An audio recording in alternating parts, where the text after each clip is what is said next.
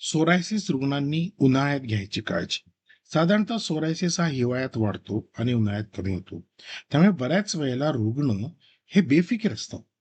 पण सोरायसिस रुग्णांनी उन्हाळ्यात सुद्धा काळजी घ्यायला पाहिजे. कारण उन्हाळ्यात सुद्धा सोरायसिस वाढू शकतो. उदाहरणार्थ, ज्या वेळेला सूर्यप्रकाश हा प्रखर असतो आणि आपल्याला हे माहिती आहे, की जो सूर्यप्रकाश आहे सोरायसिस रुग्णांना फायदेशीर आहे. पण फक्त 10 ते 15 मिनिट. पण एखाद्याला जर सोरायसिस जास्त प्रमाणात असेल आणि तो प्रखर उन्हात गेला, तर त्याला सनबर्न होण्याची दाट शक्यता आहे. कारण जे रुग्ण नॉर्मल आहे, ज्यांना सोरायसिस नाही, त्यांची जी त्वचा आहे ही डेड स्किन आहे आणि ही डेड स्किन सूर्यप्रकाशापासून तुमचं संरक्षण करते.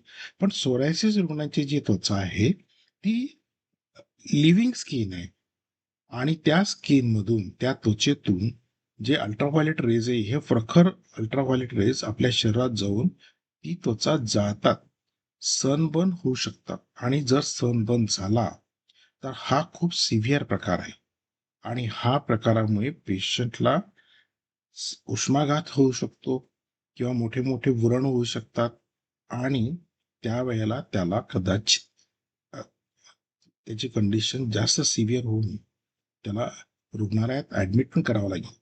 आणि या गोष्टी टाळण्यासाठी सोरायसिस रुग्णांनी 11 ते 4 उन्हात जाणं टाळायला पाहिजे.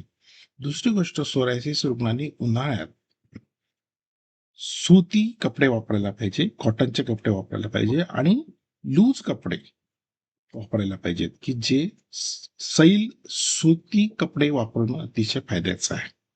जेणेकरून त्यांची जी त्वचा आहे, आतली त्वचा आहे, ही कोरडी होणार नाही आणि त्या ठिकाणी घाम जास्त येणार नाही आणि आलेला जो घाम आहे तो ऍब्सॉर्ब होईल आणि त्याच्यामध्ये फंगल इन्फेक्शन होणार नाही. त्यामुळे सोरायसिस रुग्णांनी ही एक काळजी घ्यायला पाहिजे. तिसरी महत्वाची काळजी म्हणजे उन्हाळ्यामध्ये भरपूर पाणी प्यायला पाहिजे आणि नुसतं पाणी पिऊन उपयोग नाही, तर पाण्यासोबत जी फळं असतात, उदाहरणार्थ कलिंगड असतात, ज्याच्यामध्ये भरपूर प्रमाणात पाणी आणि मिनरल्स आहेत. नारळाचं पाणी आहे, मिनरल्स आहेत. हे मिनरल्स असलेले जे पदार्थ किंवा ज्युसेस घेतले, तर जे पाणी आपण पिणार ते शरीरात राहील. कारण घामातून तुमच्या शरीरातून जे आहे मिनरल्स जातात आणि पाणी कमी होतं. पण जसं आपण पाणी पितो त्यासोबत जर आपण मिनरल्स घेतली, तर ते जे पाणी आहे ते शरीरातच राहील आणि आपल्याला जास्त फायदा होईल. आपली त्वचा मॉइश्चर राहील. तर उन्हाळ्यामध्ये रुग्णांनी, सोरायसिस रुग्णांनी ही काळजी घ्यायला पाहिजे. तिसरी महत्वाची गोष्ट अशी, की ज्या वेळेला उन्हाळा असतो, त्यावेळेला 11 ते 4 हे जे ऊन आहे हे टाळायला पाहिजेच.